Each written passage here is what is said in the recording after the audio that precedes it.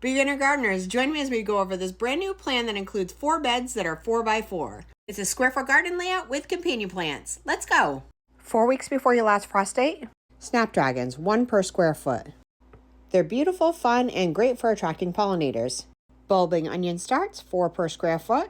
You'll notice that I left 1 out on each side. You'll find out why later. Down here, we're going to direct seed some sweet alyssum, generally can be grown 9 per square foot, which will help attract ladybugs.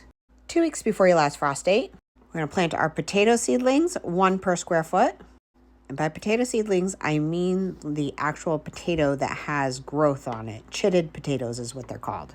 Go with an early growing variety, such as a Yukon Gold, something that's smaller so that you can utilize this bed later in the season. We're also going to put a row of carrot seeds in, which can be grown 16 per square foot. Next, we're going to put in some peas. You're going to build yourself a bamboo trellis in this area. Peas can be grown 8 per square foot, or generally as many as you think that you would need to cover the trellis without going overboard. Next, we're going to put in some spinach, which you can grow 9 per square foot, and you can just direct seed this in, or put transplants. Over with the carrots and the peas, we're going to add some radishes. You can do 16 per square foot. Radishes grow extremely fast and will give you satisfaction really quickly because they'll grow within 30 days.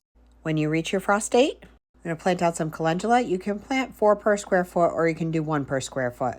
Now down here, we're going to add a chive plant. This is the first perennial plant, which means it should come back year after year depending on what zone you're in.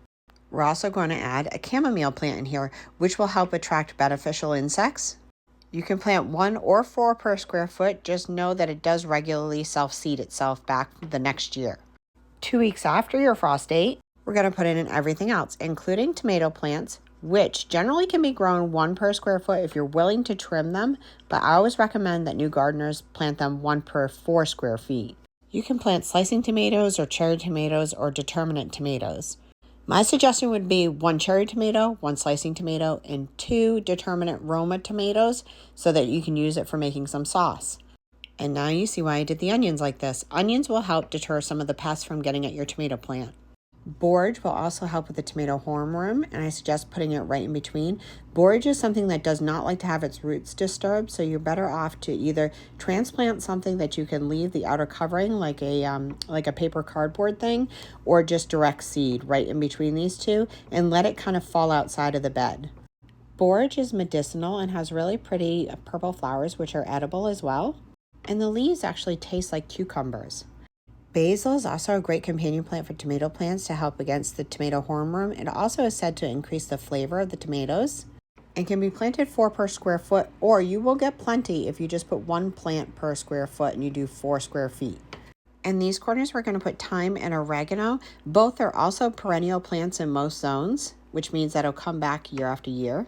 Both are also known to spread, so make sure you keep them in check and keep them pruned back.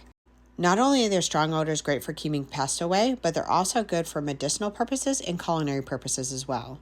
Over here, we're going to add 2 pepper plants of any kind, 1 per square foot.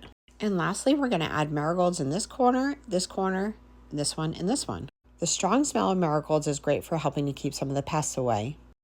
As you're planning on how you're going to put this in your garden, I want you to remember that there is height involved here. So the tomato plants are going to be the highest point along with this trellis as well. So I did it here so that you could turn wherever north is in your garden to this side. So this would be the north side. And there you have it. Both this bed and this bed will have openings come later in the summertime. So if you'd like to know what I would put in there, let me know in the comments. And if you found this helpful, please let me know in the comments, and please like and follow for more content like this and much more.